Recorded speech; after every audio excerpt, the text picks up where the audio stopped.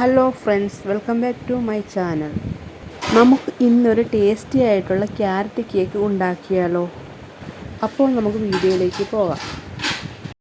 1.5 cup മൈദ എടുത്തിട്ടുണ്ട്. ഇതിലേക്ക് 1 teaspoon baking പൗഡറും 1/4 ടീസ്പൂൺ ബേക്കിംഗ് സോഡ, ഒരു നുള്ളു ഉപ്പും കൂടി ചേർത്ത് മിക്സ് ചെയ്തതിന് ശേഷം 3 വട്ടം അരിച്ചെടുത്തതാണ്.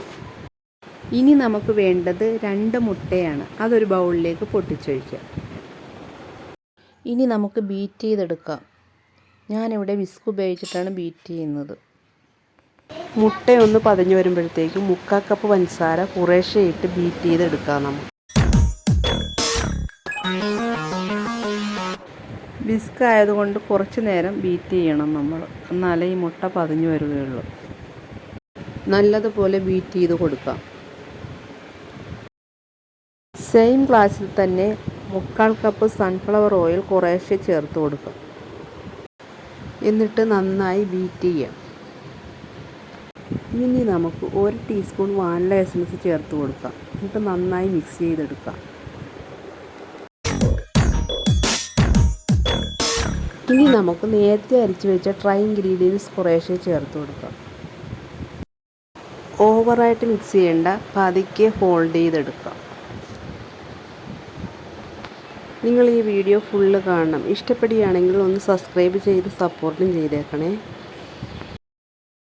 ഇനി നമുക്ക് ആ സെയിം ഗ്ലാസ്സിൽ തന്നെ 1 ഗ്ലാസ് ഗ്രേറ്റ് ചെയ്ത് ക്യാരറ്റ് ചേർത്ത് കൊടുക്കാം. ജസ്റ്റ് ഒന്ന് മിക്സ് ചെയ്തെടുക്കാം. അപ്പോൾ കേക്കിൻ്റെ ബാറ്റർ റെഡിയായി. കേക്ക് ടിന്നിലേക്ക് ഒരു ബട്ടർ പേപ്പർ വെച്ച് കൊടുത്തതിന് ശേഷം ആ ഒരു ബാറ്റർ ഒഴിച്ചു കൊടുക്കാം.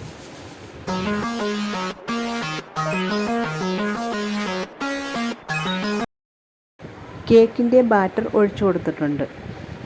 നന്നായിട്ട് ഇതൊന്ന് ടാപ്പ് ചെയ്ത് കൊടുക്കണം.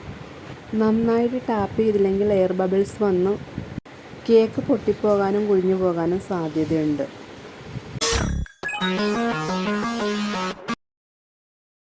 ഇനി നമുക്ക് ഈ കേക്ക് ടിന്നെ ചൂടായ പാനിലേക്ക് ഇറക്കി വെച്ച് കൊടുക്കാം. ഒരു 35-40 മിനിറ്റ് നമുക്കൊന്ന് ബേക്ക് ചെയ്തെടുക്കാം. 40 മിനിറ്റിന് ശേഷം കേക്ക് ബേക്കായി കിട്ടിയിട്ടുണ്ട്. ഇനി ഈ കേക്കിൻ്റെ ചൂട് മാറിയതിന് ശേഷം ബട്ടർ പേപ്പർ റിമൂവ് ചെയ്തെടുക്കാം. വളരെ ടേസ്റ്റി ആയിട്ടുള്ള ക്യാരറ്റ് കേക്ക് റെഡി ആയിട്ടുണ്ട്. ഇത് നമുക്ക് 4 മണിക്ക് ചായയുടെ കൂടെ കഴിക്കാൻ പറ്റിയ കേക്കാണ്. പിന്നെ നിങ്ങൾക്ക് ഈ ഒരു റെസിപ്പി ഇഷ്ടമായിട്ടുണ്ടെങ്കിൽ തീർച്ചയായിട്ടും ഒന്ന് ലൈക്ക് ചെയ്യണേ.